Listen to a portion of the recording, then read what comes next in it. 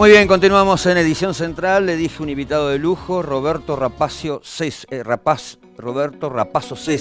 así es, contador nacional, economista, fue ministro de Economía de la provincia de Río Negro hace algunos años y, por supuesto, palabra autorizada para hablar de esto que les comentaba anteriormente, ¿no? ¿Le alcanza el dinero a usted? ¿No le alcanza? ¿Cómo está la economía? ¿Cómo la ve? ¿Cambió la economía con respecto al gobierno anterior? ¿Qué va a hacer el Estado a partir de ahora para que las cosas estén acomodadas? Roberto, buenas noches. Gracias. ¿Qué tal? Por buenas estar. noches. Un placer. Muy bien. Muchas gracias. ¿Cómo le va?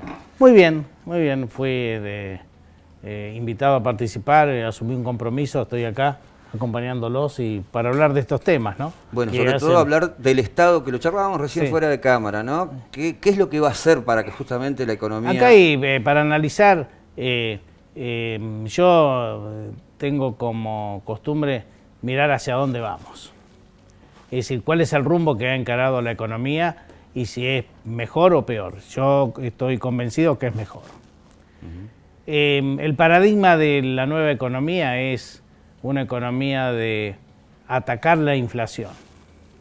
El gobierno ha lanzado una línea de créditos hipotecarios masivos. Ya hay casi 20.000 millones de pesos, que es muchísimo dinero, colocados en créditos hipotecarios, ajustados por una unidad de cuenta que se llama UVA, Unidad de Valor Adquisitivo, que se ajusta por la inflación. Desde el 1 de enero de este año al 31 de agosto, ese ajuste fue, lo tengo acá anotado, del 14%. ¿Qué significa? Cuando las tasas de interés están en el orden del 40 al 50%, que cualquier persona lo puede observar en sus resúmenes de tarjetas de crédito, el crédito hipotecario ya comienza a ser más barato que la tasa de interés. Bien. Y el gobierno, ante el desafío de haber lanzado estas líneas de crédito a través del Banco Central, está comprometido a que la inflación cada vez sea menos. Claro, no le queda otra, ¿no es cierto? Es que necesitan que cada vez sea menos para que la gente que ha tomado el crédito vea que su crédito cada vez es menos. Bien, Roberto, usted está hablando de una parte técnica muy financiera, pero ¿qué le dice al que protesta todos los días porque cada vez le alcanza menos el dinero? Bueno, en primer lugar es el tema de la falta de dinero, tiene como correlato lo que ha pasado con el aumento de los precios desde el año pasado y con el aumento de los sueldos. Este es un problema que yo lo veía venir desde el punto de vista de lo que había sido el gasto desmedido que había habido en los tiempos anteriores. El derroche, ¿era necesario este ajuste? Sí, esto no es, más que ajuste, este cambio de paradigma en la economía. Entonces, también antes tampoco alcanzaba el dinero.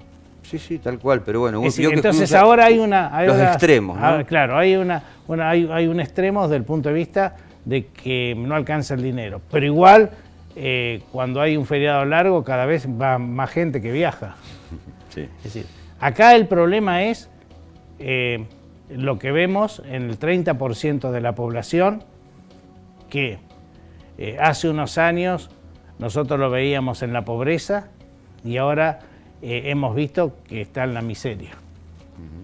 Lo que se ha logrado con las políticas económicas cerradas es que hoy hay menos del 10% de desocupados y un 30% de pobres. Quiere decir que hemos hecho trabajadores pobres. Sí, a veces no es culpa ni de Cristina ni de Mauricio la actualidad. Los sectores frutícolas castigados... Justo le iba a preguntar de esto, usted que fue ministro de Economía... Por las políticas económicas, donde ¿quién se hace cargo del desastre que le han dejado a la producción? A mi criterio, se debe hacer cargo el Estado Nacional. Sí. Lleva a que los productores no pueden pagar los sueldos, es mucho dinero, y los empleados rurales que cobran los sueldos no le alcanzan. ¿Y quién lo puede solucionar esto? Porque el único que lo puede solucionar es el Estado Nacional. ¿Y cuándo lo va a solucionar? Porque pareciera que nos chuparan la sangre siempre desde Buenos Aires. Ahora nos quieren que las provincias hagamos... Primero hay que ver cuál es la vocación que tienen de arreglar un problema de la economía regional. Antes no se arregló cuando se manejaba la economía a través de emisión y ahora parece que no hay vocación para arreglarlo cuando la economía se maneja a través del endeudamiento. Porque no es solo que se perjudica al productor, porque a veces dicen a la gente, siempre el productor, nos perjudicamos todos. No, en la matriz de la economía de todos los días hay que mirar dónde es el gasto. Y el gasto de una actividad económica es donde se benefician todos. Si no hay gasto es donde nos perjudicamos todos. Bien, ¿y camino a qué vamos con la fruticultura? Se perjudica el comercio, se perjudica el consumo local.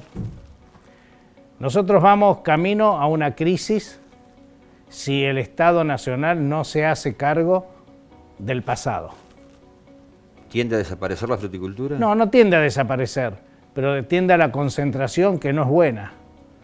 El Estado Nacional se debe hacer cargo del pasado, es decir, quién arregla el pasado y quién financia el futuro.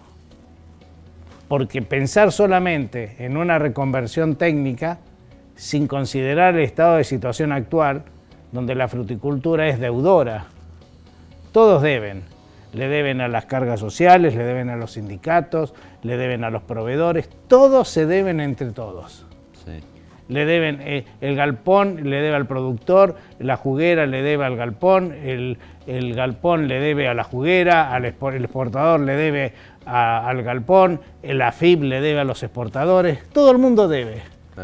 Pero ¿no cree usted que la economía nacional siempre tiende a beneficiar solamente a porteños y bonaerenses? La economía nacional siempre tiende a beneficiar lo que no son las economías regionales. Los grandes castigados de estos modelos de siempre, de los últimos 20 años, son las economías regionales. O sea, seguimos en un país unitario. No, seguimos en un país que no ha tomado en consideración y ni cuantificación qué significan las economías regionales en el contexto del país. En números, en el año 79, 1979, lo tomo como fecha porque fue la fecha que yo llegué al Alto Valle, la fruticultura era la soja de aquella época. Es decir, lo que la soja representa hoy a la Argentina era la fruticultura en el año 79. Transformamos una economía de impacto económico brutal en una economía subsidiada. ¿Quiénes la transformamos? La transformó la economía del país, el modelo económico del país de los últimos 40 años. Increíble. Y hoy no se le puede reclamar a los productores que se hagan cargo ellos del pasado. El pasado lo debe resolver un Estado que ha provocado a través de sus medidas de tipo de cambio, de retenciones, de inflación, esta situación caótica en las economías regionales, no solo de la fruticultura, sino del resto del país.